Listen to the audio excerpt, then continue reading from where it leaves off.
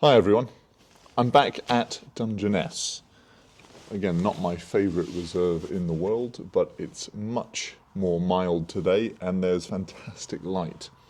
But today it's not just Dungeness. I'm going to stay here for probably 2-3 hours, and then for the second half of the day, or the last bit of light, I'm going to head over to Dover and see if we can get some peregrines taking some prey. That's a long shot and a big ask, but I'm feeling lucky today. I don't know why. Bit of light. I've had multiple coffees. That's probably blurring my judgment, but I think we're on for something special today. I was speaking to the chap in the centre just before I came over to this side of the road, and the divers are still here, but apparently they're moving around a bit more than they were last week, so there's a chance you could see them anywhere. But the bitterns are also being pretty active, and if you're going to get a shot of the bitterns, it's on this side. So I'm like this, because a good bittern shot in this light would be great. And it's bright enough where I can, for once, be at ISO 400, 600, something like that, and get some lovely, lovely stuff. It's always been one of the difficult things for me in winter is getting, I love colour, right? So getting shots that pop and you like to look at. If you're not getting that super atmospheric, cold looking stuff, you know, with frost and decidedly winter colours, I always found shooting the winter a little bit, not disappointing, but it just lacks that bit of pop, that bit of punch. So days like this in the winter where it's cool, the sun's out, and you can shoot at nice and low ISOs are perfect.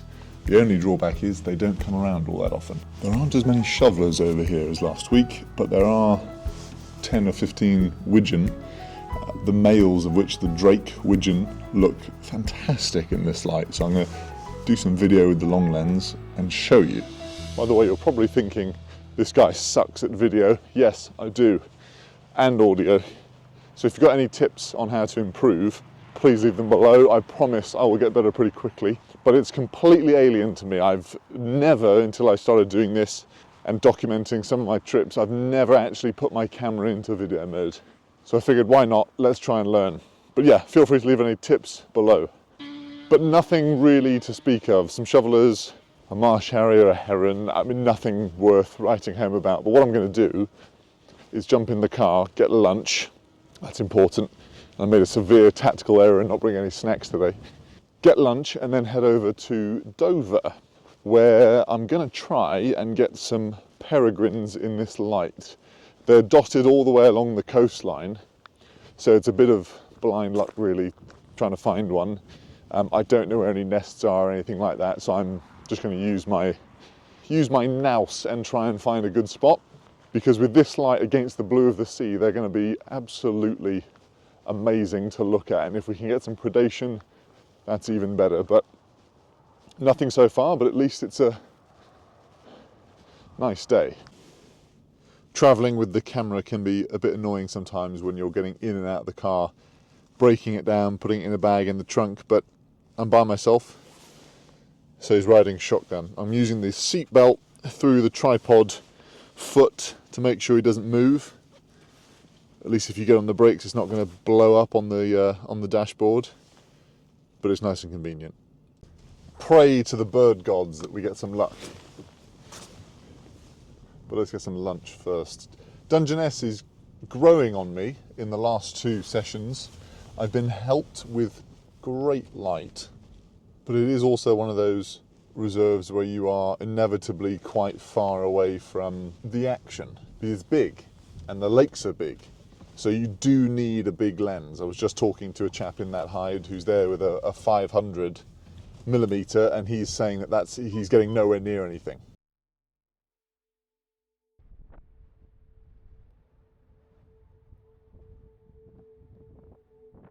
I've made it to the cliffs above Samphire Hoe Nature Reserve, and it's incredibly windy. It's the absolute perfect environment for peregrines up here. Yes, it's very windy and incredibly cold, but have a look at this. And as soon as I arrived, I saw one. He was chasing a flock, I should say, of pigeons just down below me, but I've lost him.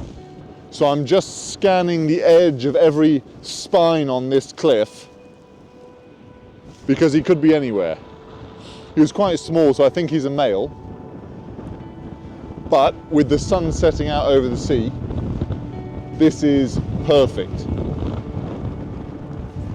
One of the drawbacks with looking for a bird that you really like and one that's very exciting to watch is that you get the fever. Every bird that pops up, everything that moves, you think is, in this case, a peregrine.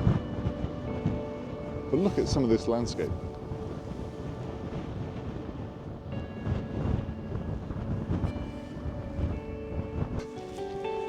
There he is, right in front of us.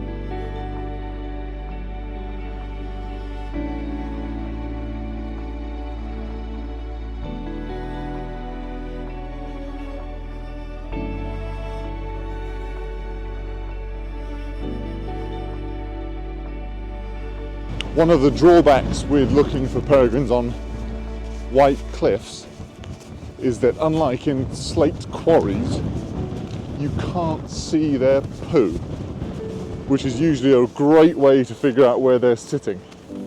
You can see big white streaks on the slate, but on these cliffs you've got no chance. So you've just got to look for the very edges and try and pick out their shape.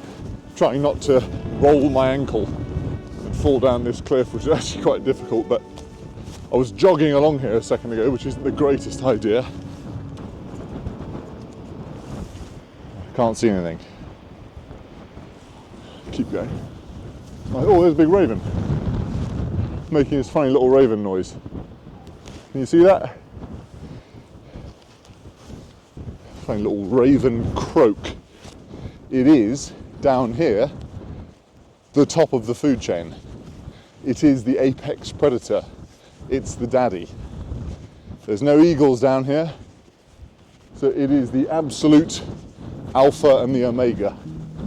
And when it takes off, you'll see pigeons scatter because they know what that means.